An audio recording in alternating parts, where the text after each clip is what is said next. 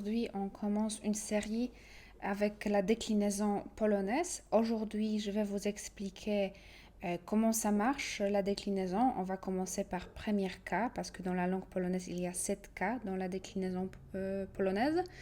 Et on va commencer par mianownik, alors c'est nominativus.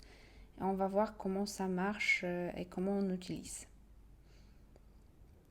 Premièrement, il faut savoir que chaque cas a ses questions. Et par exemple, mianownik, là, on a deux questions. Kto, co, ça veut dire qui et quoi.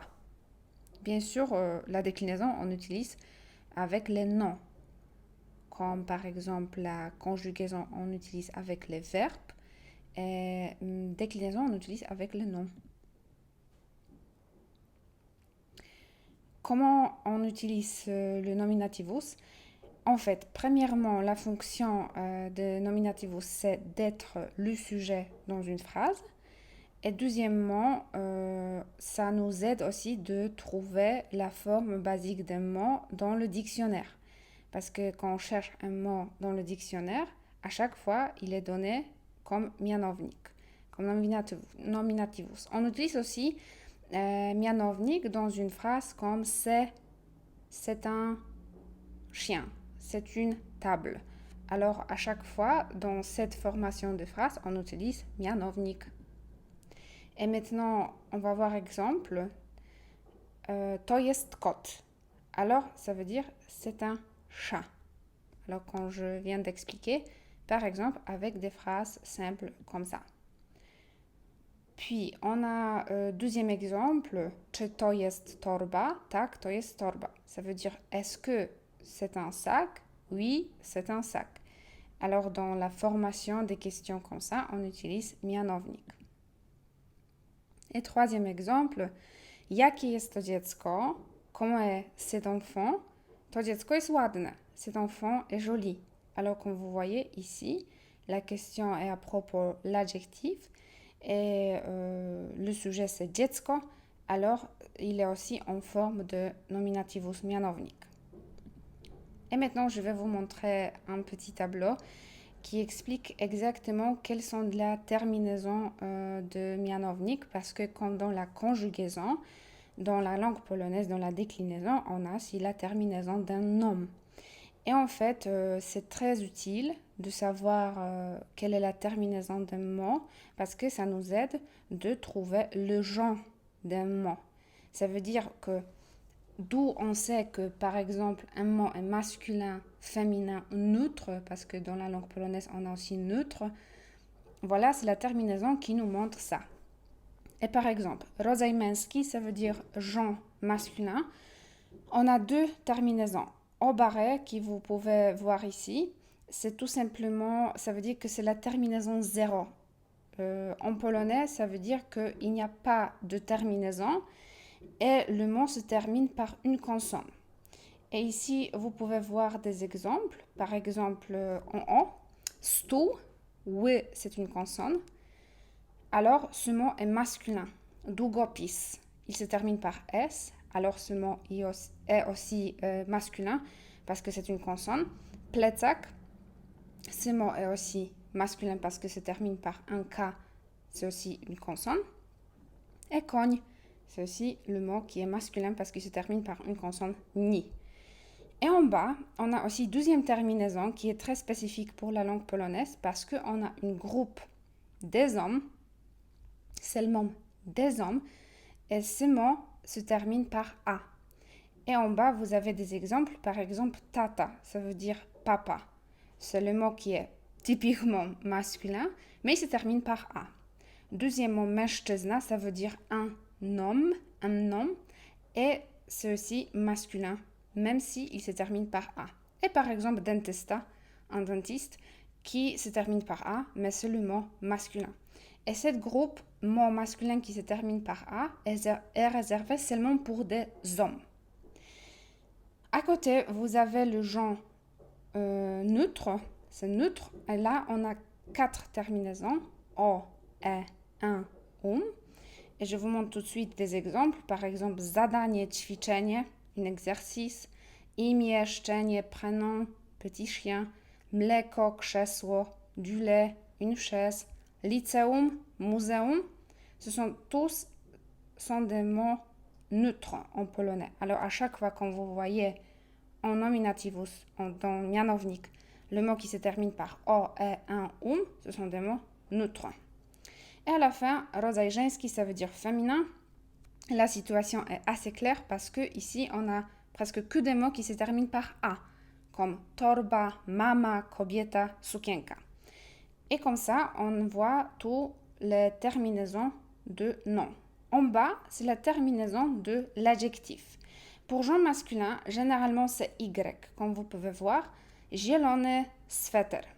L'adjectif zielony vert, il se termine par Y. Parce que l'adjectif de masculin, il se termine par Y. Si le mot masculin, il se termine par A, comme par exemple mężczyzna, on garde quand même l'adjectif avec la terminaison de genre masculin. Alors c'est Y.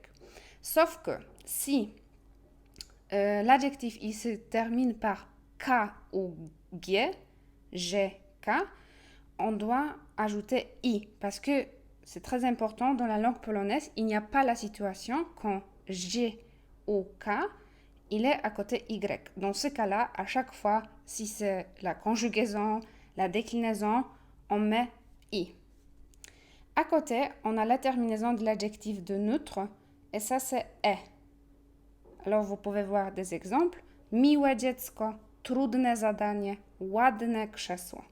Et faites attention avec la prononciation. C'est E, miłe, trudne, ładne. Un peu comme E grave en français.